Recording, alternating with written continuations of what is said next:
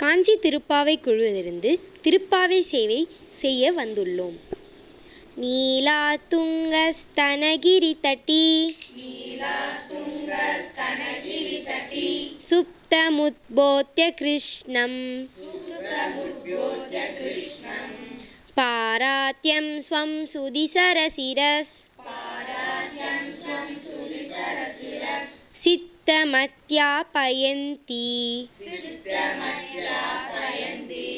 சோதிஷ்டாயாம் ஷஜினிகலிதம் யா பலாக்ருந்த்ய புங்க்தே கோதாதஸ்யை நமயிதமிதம் பூயய வாஸ்து பூயஹ. தமிழ் தனியன்.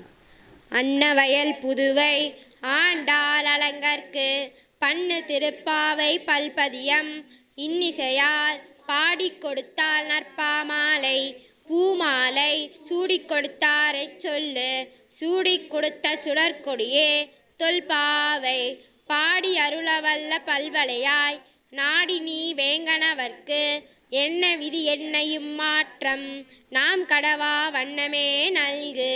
தூமணி மாடத்து சுற்றும் மெலக்கரிய தூபம் கமல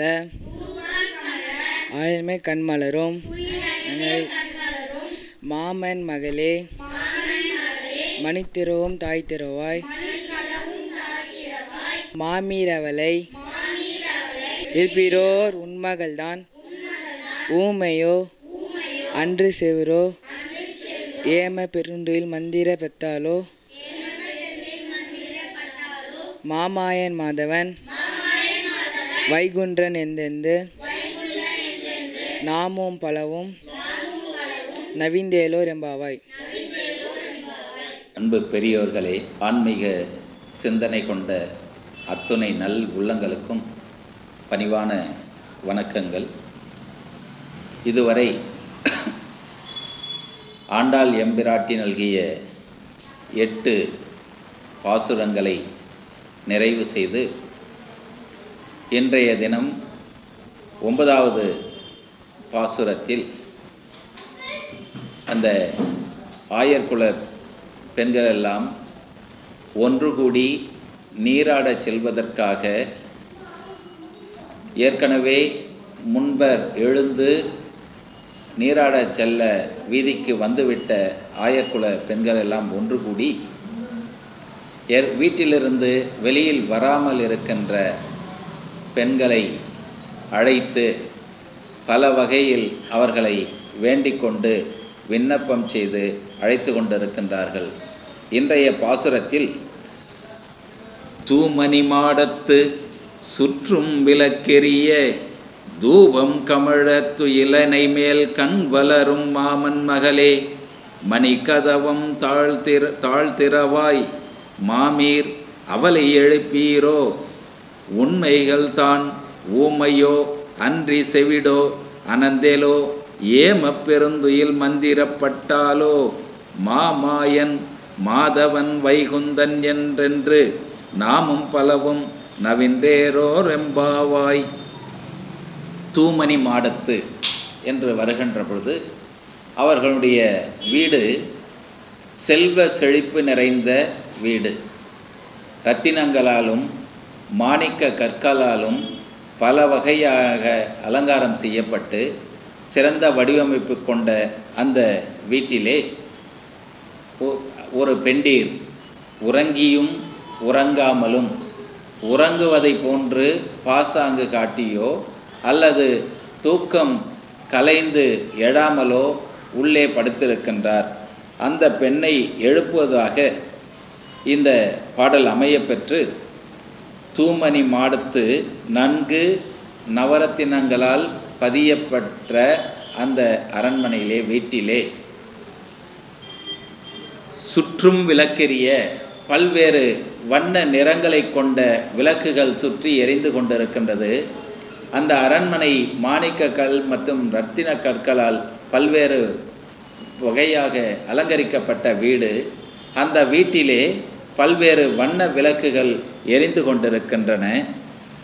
அதற்கடுத்து அவர்களுடைய மெத்தை என்பது நறுமணம், கொங்கு, கோமேதகம், பூணூல் போன்ற பல்வேறு வகைகள் கொண்ட வாசனை திரவியங்கள் நிறைந்த நறுமணம் கொண்ட அந்த அறையிலே, பஞ்சு மெத்தையிலே உறங்கி கொண்டிருக்கின்ற அந்த பெண் பிள்ளையை பற்றி, அந்த பெண் இந்த இத்தனை சுகங்கள் நிறைந்த அரண்மனையில் படுத்திருப்பதால் பொழுது விளர்ந்தது தெரியவில்லையோ, பொழுது புலர்ந்து விட்டது, நாங்கள் எல்லாம் வந்துவிட்டோம், என் நேரம் இந்த பணியிலே நாங்கள் நின்று கொண்டிருக்கணும், நீண்ட நேரம் நின்று கொண்டிருக்கின்றோம், இந்த பெண் பிள்ளையை நாங்கள் அழைத்து கொண்டிருக்கின்றோம். ஆனால் இவ்வளவு வசதி கொண்ட அந்த பெண் பிள்ளை எழுந்து இன்னும் வரவில்லை. மேலும் கண் வளர்ந்து மெத்தையில் உறங்குகின்ற அந்த பெண், மாமன் மகளே முறை சொல்லி அழைக்கின்றார்கள். பெண் பிள்ளாய் எழுந்திராய், மாமன் மகளே எழுந்திராய் என்று பலவிதமாக அவர்கள் விழித்தும் இடித்து கூறியும் அன்பாக அழைத்து கூறியும் அவள் இன்னும் வெளியே வரவில்லை. எனவே அந்த மாமன் உறவு மகளையை கொண்டு மாணிக்க கற்கள் நிறைந்த அந்த கதவினுடைய தாளை திறந்து காட்டாய், திறந்து வெளியில் வருவாயோ என்று அவர்கள் அழைக்கின்றார்கள். மேலும் அவளை பல வகையாக எத்தனை, அதாவது முறை சொல்லி அழைத்தும், அன்பாக அழைத்தும், கோபமாக அழைத்தும், எப்படி அழைத்தாலும் அந்த பெண் பிள்ளை எழுந்து வரவில்லை. எனவே அவர்களுடைய ஜன்னல் வழியாக எட்டி பார்க்கின்ற பொழுது அந்த வீட்டில் இருக்கின்ற பெண் பிள்ளையினுடைய தாயினுடைய முகம் தெரிகின்றது. அந்த தாயை பார்த்து, மாமீர் அவளை எழுப்பீரோ, அந்த மாமி என்ற முறை வைத்து, அது மாமி உன்னுடைய பிள்ளையை எழுப்பி விட மாட்டீங்களா, நாங்கள் எல்லாம் இவ்வளோ நேரம் நின்றுட்டுருக்கோமே, அவர்களை கொஞ்சம் எழுப்பி விடுங்க அப்படின்ற மாதிரி அந்த மாமியிடம் முறையிடுகின்றார்கள். அப்படியும் எழுந்திராத நிலையில் அடுத்த நிலைக்கு சென்று கடைசியில் என்ன, அந்த மாமிக்கிட்டும் சொல்கிறாங்க, அந்த பெண் பிள்ளையை அழைத்தார்கள், வரவில்லை. அவளுடைய தாயிடம் முறையிட்டும் அப்பொழுதும் வரவில்லை. ஆகையினால கொஞ்சம் கோவப்பட்டு அந்த மாமிக்கிட்ட சொல்கிறாங்க, உன் மகள் ஊமையோ, உன்னுடைய மகள் வர ஏதாவது ஒன்று வாய் திறந்து சொல்ல, இல்லை ஒன்று வெளியில் வரலாம், இல்லை வாய் திறந்து பதில் சொல்லலாம், எதுவுமே சொல்லாததுனால ஊமையோ, இல்லையே செவிடோ, நாங்கள் இவ்வளோ கூப்பிட்றோம், நாங்கள் வெளியிலேருந்து கூப்பிட்றோம் அதுவும் கேட்கல, உள்ள நீ இருந்து கூப்பிட்றோம் அதுவும் கேட்கல, அப்படின்னா உன்னுடைய பிள்ளை என்ன செவிடோ, அல்லது பேசுவதற்கு இயலாமல் இருக்கின்ற ஊமையோ, அல்லது பெருந்துயிலில் சிக்கி கொண்டாலோ. அப்போல்லாம் பார்த்தீங்கன்னு சொன்னால் இது ஒரு நடைமுறையில் இருக்கும். ஒருத்தர் அதிகமாக தூங்கிட்டே சொங்கி ஒரு மாதிரி சுரண்டு தூங்கிட்டே இருக்கான்னு சொன்னால் ஏதோ ஒரு மந்திர வயப்பட்டு இருக்கிறான் அப்படின்ற மாதிரி ஒரு முறையை சொல்லுவார்கள்.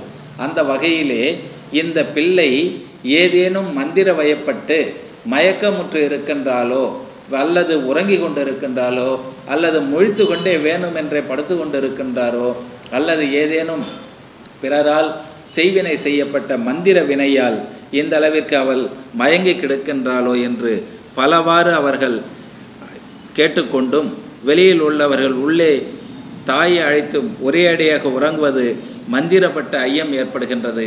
எனவே அவள் எந்த நிலையில் இருக்கின்றார், அப்படியே மந்திர வயப்பட்டு அவள் மயங்கி கிடந்தாலும் அந்த மாயவனை, கேசவனை, எம்பெருமானை, ஸ்ரீமன் நாராயணை மனமாற துதித்து வாயார பாடுகின்ற பொழுது எப்பேற்பட்ட மந்திர வினையும் எப்பேற்பட்ட செய்வினையும் அவர்களை விட்டு அகலும். அந்த நமக்கு இருக்கின்ற துன்பத்தை நீக்கி நன்மை தருகின்ற ஸ்ரீமன் நாராயணனை துதித்தால் அனைத்துமே விலகுமே.